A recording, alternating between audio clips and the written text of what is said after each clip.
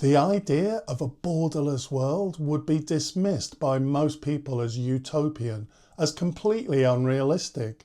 But there are some people who are captivated by this idea.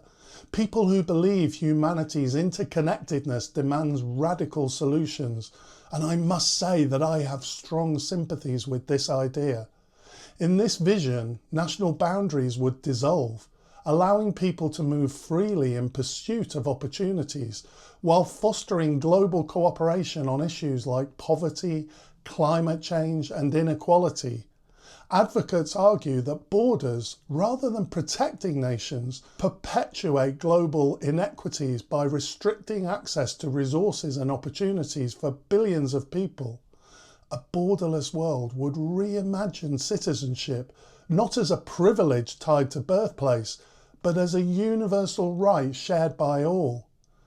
The idea may not actually be a choice. In the excellent book The Coming Wave, Mustafa Suleiman argues that the traditional nation-state model is under immense pressure and could be significantly transformed or weakened. He suggests that emerging technologies such as artificial intelligence and synthetic biology could fundamentally alter the balance of power between states, corporations and decentralised actors, leading to new forms of governments that may not resemble the nation-states we know today. Cryptocurrency already is a financial system that exists outside the control of any nation-state, so a borderless world may not be so utopian after all.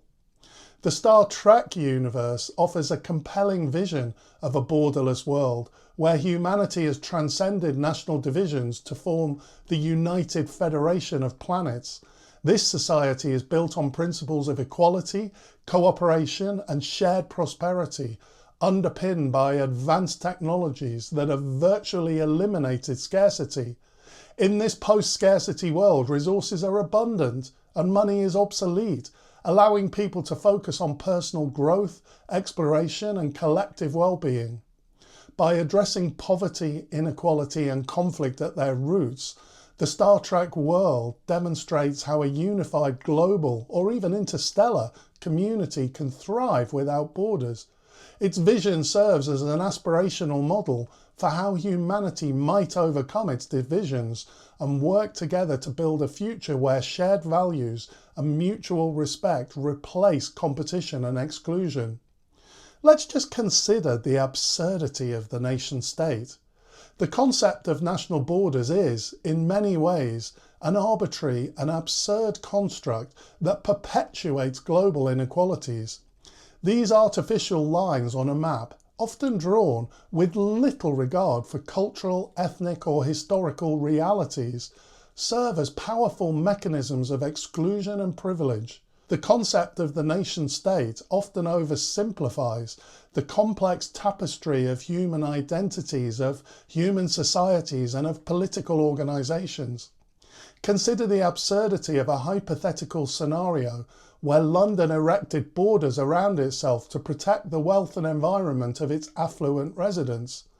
This thought experiment mirrors the reality of national borders on a global scale. Those fortunate enough to be born in prosperous nations are unwittingly complicit in maintaining a system that denies others access to similar opportunities and resources. This birthright lottery determines an individual's life chances based on the arbitrary circumstances of their place of birth. The arbitrariness of borders becomes even more apparent when examining their historical formation and current function. Many borders were drawn by colonial powers, disregarding local populations and creating lasting conflicts.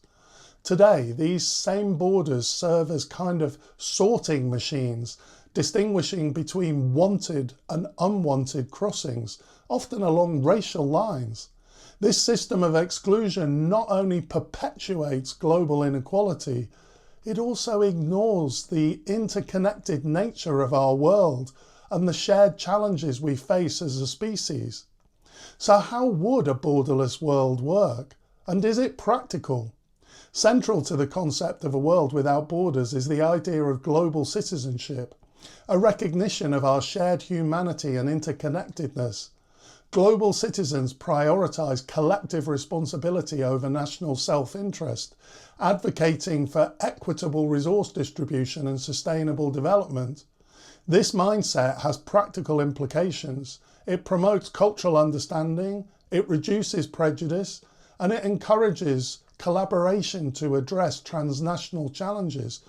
For instance, climate change, pandemics, and economic disparities cannot be solved within the confines of individual nations. They require a unified global effort. While the idea is inspiring, the concept of a borderless world definitely faces significant obstacles. Critics warn that removing borders could exacerbate existing inequalities, as wealthier regions might attract disproportionate migration, leaving poorer areas underdeveloped. Governance would also pose challenges. Without national frameworks, ensuring equitable resource allocation and protecting local cultures could become increasingly difficult. Yet history offers examples of partial successes.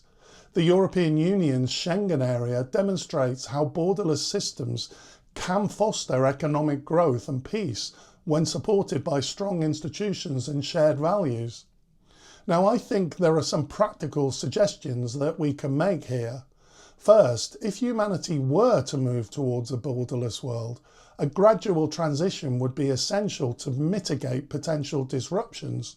Historical precedents, such as the EU's 2004 enlargement, demonstrate the importance of transitional measures in managing large-scale changes. When 10 new member states joined the EU, most existing members implemented temporary restrictions on labour mobility to prevent overwhelming shifts in population and labour markets. Only the UK opted not to impose such measures, resulting in a significant increase in migration flows that shaped its labour market dynamics. A phased approach would allow time for institutions to adapt, economies to stabilise, and social integration to occur more smoothly. Gradual implementation could ensure that the benefits of increased mobility are shared equitably while minimising risks of inequality or cultural tensions. A second practical suggestion to prevent a surge of migration toward wealthier nations in a borderless world would be to ensure a minimum standard of living globally. One approach could involve implementing a global universal basic income, UBI, providing all individuals with a regular, unconditional payment to meet their basic needs. Such a system would reduce poverty and inequality. It would offer stability and dignity to people, regardless of their location. Evidence from pilot projects in a number of countries has shown that UBI works, that it improves access to food, healthcare and education while fostering local economic development. By creating economic security in poorer regions, a global UBI could diminish the pull factors driving migration towards wealthier areas, thereby promoting more balanced population movements. This policy could also complement broader efforts to address global disparities, ensuring that freedom of movement does not exacerbate existing inequalities. In an era where crises transcend borders, from climate catastrophes to refugee movements, the idea of a borderless world invites us to rethink our approach to governance and solidarity. It challenges us to imagine a future where human potential is not constrained by arbitrary lines on a map, but empowered by collective action for the common good. Whether or not such a vision is achievable, it serves as a reminder of what could be possible if humanity prioritised unity over division. If you enjoyed this video, please consider liking and subscribing. I'd really appreciate that. Thanks for watching, and I'll see you next time.